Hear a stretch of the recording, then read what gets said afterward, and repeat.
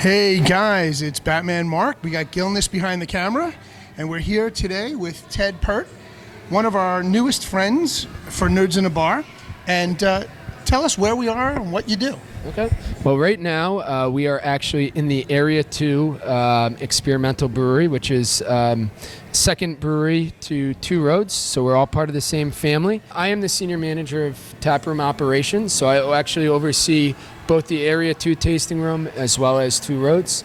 So I make sure that everyone has a good time drinking our delicious beers. So at Area 2, we're focused on experimental beers, ranging that'll include barrel-aged, sour, various yeast strains. Okay. And then at Two Roads, we're focused on some more of the traditional beers using traditional yeast, but we are certainly trying different styles out over there as well. So would you consider yourself a microbrewery? We consider ourselves a regional brewery. Okay. And you're open to the public. What's the status on, how does that work? Yeah, so we're open 7 days a week, and we are 12 to 7 on Sunday and Monday, and then 12 to 9 every other day. You can certainly check postings, see if anything changes for the holidays. Just closed a few days of the year. Okay. But yeah, you can come in, do flights at both breweries, try some beers, talk to the guides, bartenders, and they'll help you find the right beer to start if you're not sure. Excellent. And we do cans, bottles, all of that over at Two Roads, growlers as well. And over here at Area 2, we are also doing a little bit of more select cans and bottles. But yeah, so we're just starting branching out. We're standing in the middle of a storage area? Explain what this is. Yeah, so this is actually, we consider this all production.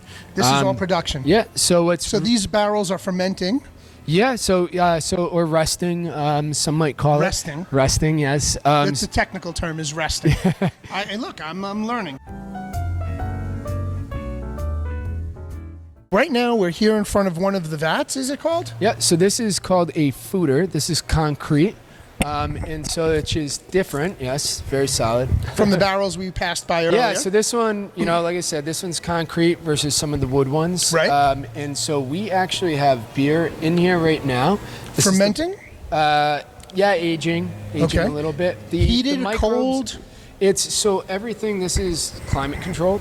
So this is roughly room temperature. Okay. And what's cool about this is, so we have not pulled any beer out of this yet. So what's in here now, this is the first batch. Okay. So I see you haven't written anything on here yet? We haven't. I think they do have stuff in there though. But so what's unique is... But they haven't been checked yet. That's right. So I haven't actually had any beer myself from a concrete fooder.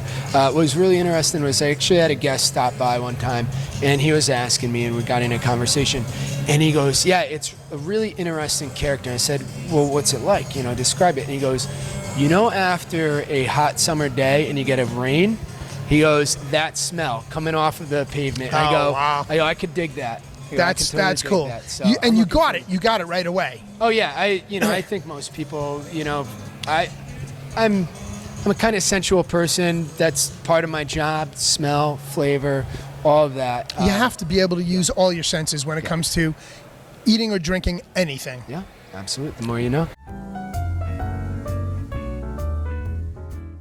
So what's really unique about us over here at Area 2 is we actually have a pipeline. So we don't have a brew house here. So we do all of our brewing on the hot side. Yep, on the hot side. We do all of that over at Two Roads. And then we actually have this pipeline. So I don't know if you folks saw it on the way over here. It's actually behind here. Okay. On the other side. Okay. Not as pretty as this.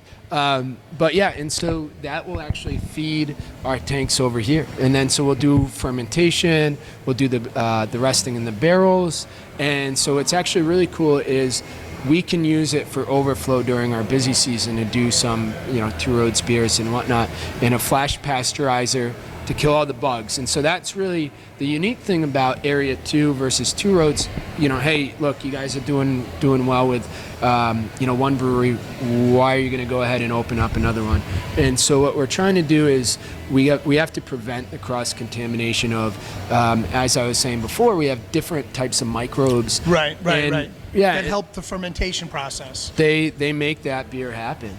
Very good. And so that's one of those things, even if you think about, for an example, say taking a half of Weizen yeast and cross-contaminating that with a batch of Pilsner. That's something that obviously it's going to be a completely different beer. And so you get some of these bugs mixed in there, and you're in for a roller coaster of a ride, and they're actually very difficult to find the source. So that flash pasteurizer comes in key. And so we have one over here as well as over at Two Roads. So a separate question. Sure. In that vein, have you ever had a flavor or a brand that you have not been able to recreate because you haven't been able to get that the consistency? Yeah, no, that's a great question. And yeah, I think the first time brand drop was actually Kentucky Lightning. I think that's the one it was. Which was? It was, so basically it's stylized after bourbon. So we use a corn mash on there. Okay. Or corn grit, sorry. Sour mash. And then we barrel age it. And I kind of call it like beer candy because it hits all these nice notes. Flavored And notes, and it's great. Even people that don't drink bourbon, it's like just give it a try. Here's a little taste, and it's not over the top. And it's really true with all of our beers. I think what we're going for is just having a nice final balanced product. Very good. And so I remember the first time we did that, and they're like, yeah, I don't know if we're going to be able to do it that way again.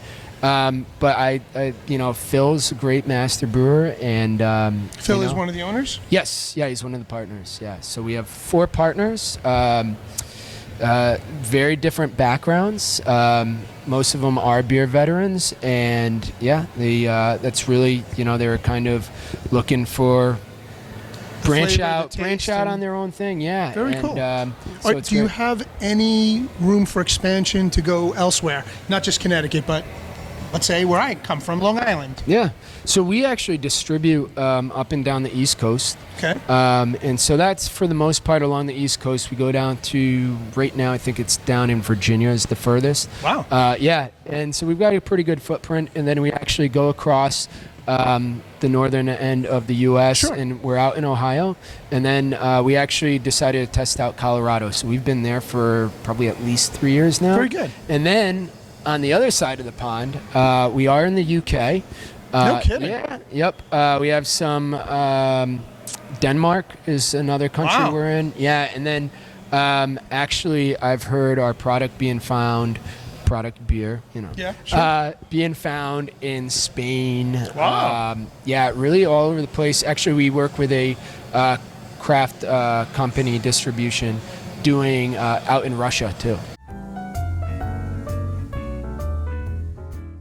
That aging process can be quite subjective. Go ahead. And it depends on the beer styles. Really, kind of the rule of thumb, what I really subscribe to is when it gets released, that's the brewmaster's way of saying this beer is ready to drink.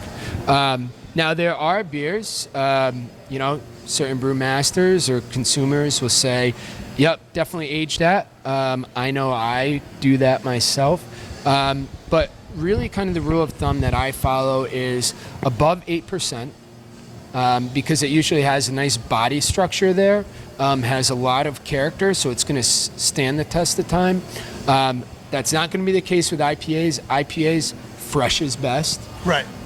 Which I'm not a fan of. I'm not a hoppy guy. I can't. Yeah. I'm a stout man, tried and true. Me too. Porter and stout. There you go. So that's a great backdrop right there. And then if it's barrel aged, of course, it's got to be a good beer in the first place. Absolutely. People have actually done can conditioning, but really the common practice is bottle conditioning. And so what they'll do is you'll actually leave some of the yeast in that bottle, and you actually prime it with some extra sugar. So you give it fuel to kind of develop over time. Wow.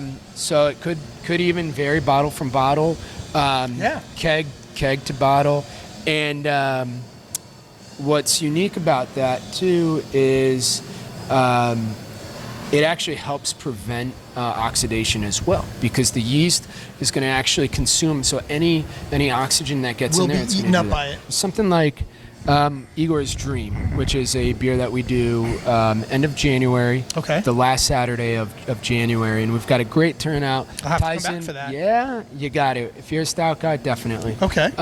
It's a huge day that we have. Ties in with Igor Sikorsky Aircraft, and actually have some of his sons actually come sign bottles. Oh, wow. Along with our master brewer. We actually have a local artist that actually does the labels. He makes the labels for it. Very cool.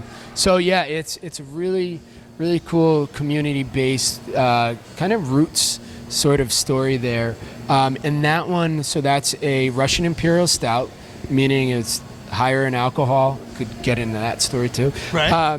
But we actually, our regular base one is actually aged in rye whiskey barrels. And then we also, each year we do 2 one-offs. So we've done anything from Scotch barrels, Madeira wine, cognac, Armagnac.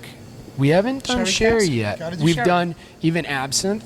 Okay. Absinthe. Okay. Sure. That was, I think, last year. So yeah, it's just and that's really, I think that's kind of what brings us to Area 2 as well, is because you can play around with these beers, take So the this same is like base. a laboratory for you. Experimental beer. Love that. Every day's Very an good. experiment. You took to us right away when we first came up to you because Yes. you yourself admitted that you are a nerd I self-admitted nerd. Yep, and you run a bar. I do. So you're a nerd in a bar. All the time. There you go. That's I guess I get paid to be a nerd in the bar. There you go. Even if it's beer or anything else, I can Well, nerd out. Tell me, what's your favorite line collection? What tickles your Okay. nerddom?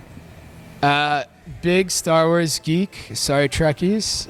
I don't know if that's a hot button topic No, amongst that's- your we're fans. good, we're No, good. I actually I just never did get into Star Trek. But I had always been into Star Wars for whatever reason. Started collecting a bunch of action figures, and actually, I think every single action figure that I have, even if I took them out of the box, went back in. That's when I started kind of realizing that there's some collectability to these things, good. and yeah, I obviously understand now in hindsight that it loses some value, but we still have the boxes. So, Very good. yeah. Now, do you have a favorite collection of your own that you really like, that's true to your heart? Yeah, I'd say besides Legos, I would say the Swamp Thing action figures. From Kenner, Yes. the late 80s, early 90s stuff. Yep. Tell me about that. Dates me a little bit. Yeah. That's okay. That's okay. We're all good. Yeah. No. It's one of those things. I hadn't even seen the movie. I probably got one of the action figures. One of the Swamp Thing action figures.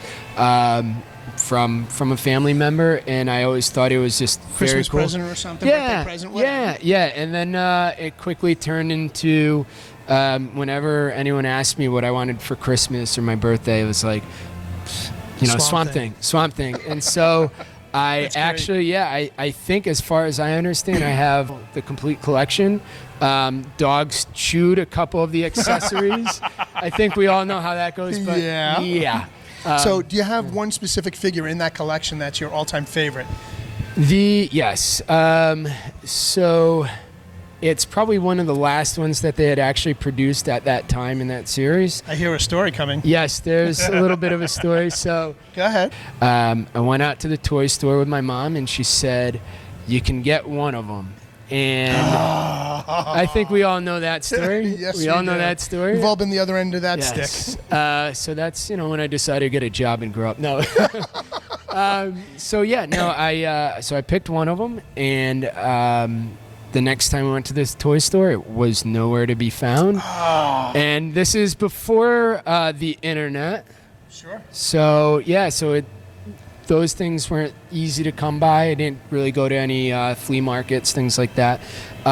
So it wasn't until a couple years later, the girlfriend at the time, actually, I had relayed this story to her. Okay. Yep. And so she actually went online, bought it, and I left that one. All the other ones are out of the box. That one I kept in. You'll always remember her for that figure. That's right. That's Very good. probably one of the best things that came out of that relationship. Very good. No, it's Just kidding.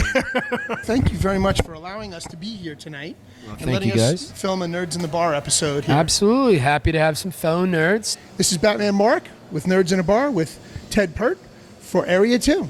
We'll see you soon.